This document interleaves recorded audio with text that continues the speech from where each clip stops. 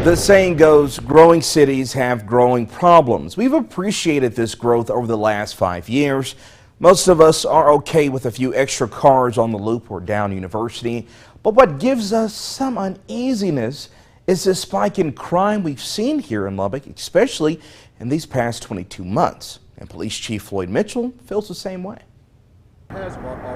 2 years ago, this Kansas City native who was serving as police chief in Temple put his hat in the ring to lead Lubbock's police department. Charisma, bright ideas, and fully being on board to decentralize the force earned him the job. 2 years later, Floyd Mitchell is still Lubbock's police chief, and a lot has happened. Obvious, of course, the COVID pandemic, a tragic officer death in 2020, but crime has not taken a back seat here. 2020 saw a over 30% increase in crime across the United States.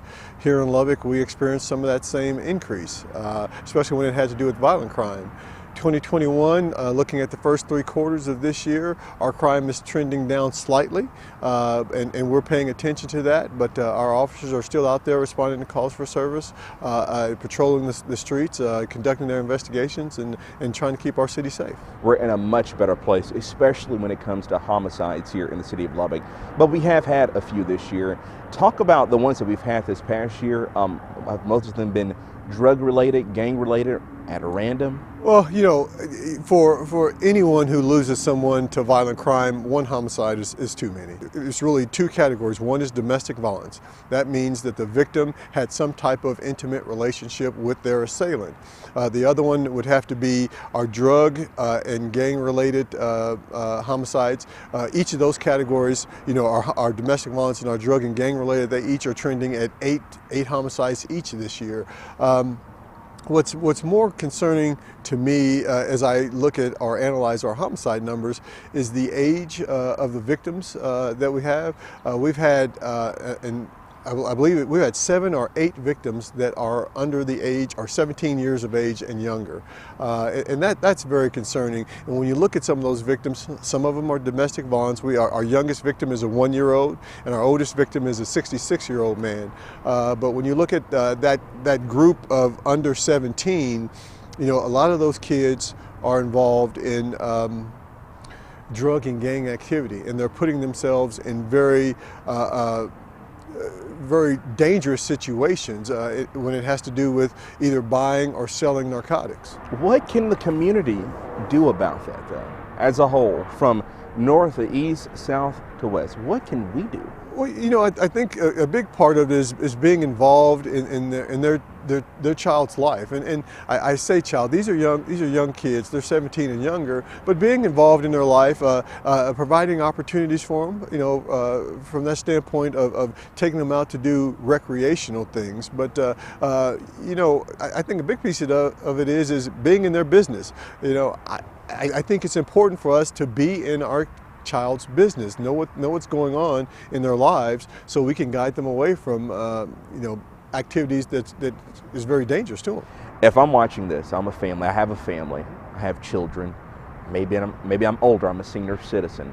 Maybe I'm just a student at Texas Tech or LCU. What can I do specifically or individually to make sure this town is safe?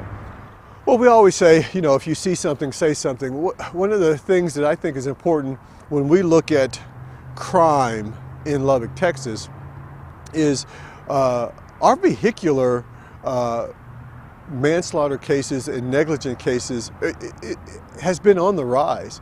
We need people to slow down in their cars. We need people to pay attention to what's going on. We need people to find safe rides home if you've been drinking. Our DUIs and intoxicated manslaughter cases so far this year are at 7. So we're trending kind of like we were in 2019. These numbers are high. Since January of this past year, what areas of town have seen some of the most crime, in your opinion?